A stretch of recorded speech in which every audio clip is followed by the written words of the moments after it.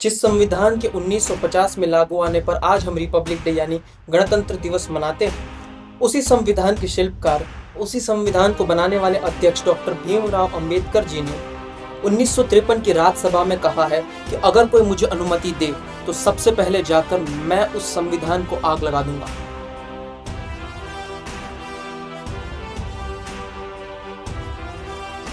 नमस्कार। भारत का संविधान दुनिया का सबसे बड़ा लोकतांत्रिक संविधान है, जिसमें 448 आर्टिकल है जो विभिन्न 25 भागों में बांटे गए और 12 अनुसूचियां हैं जो इन आर्टिकल्स को विस्तार में प्रस्तुत करते हैं। जब इस संविधान को 1950 में पहली बार लागू किया गया तब इसमें सिर्फ 395 आर्टिकल्स ही थे।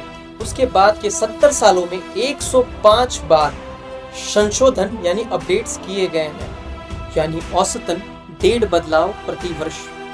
इतने बदलाव क्यों?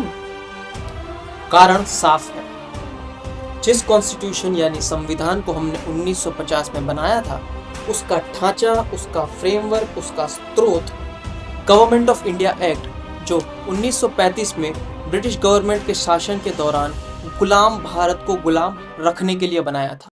भारतीयों को न्याय नहीं, सजा देने के लिए बनाया था। भारत पर बड़ा साम्राज्य स्थापित करने के लिए बनाया था। अच्छा संविधान एक चाह नहीं, एक जरूरत है। और इसीलिए जब 75वें स्वतंत्रता दिवस पर मोदी जी ने प्रण लेते हुए कहा था कि हम सारी गुलामी की निशानियां मिटा देंगे, और उसमें एक बड़ा पहलू न्याय व्यवस्था और संविधान भी था।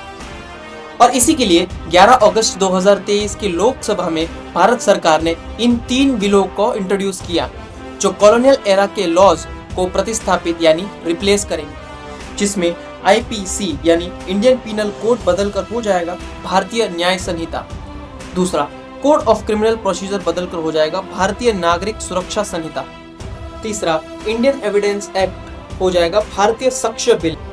बिल के इंट्रोडक्शन के दौरान अमित शाह जी ने कहा कि अगर ये 3 बिल पास हो जाते हैं तो भारतीय न्याय व्यवस्था में एक बड़ा बदलाव आएगा और बड़े पैमाने पे सुधार आएगा। और इसलिए तो कहते हैं बदलाव जरूरी है। धन्यवाद।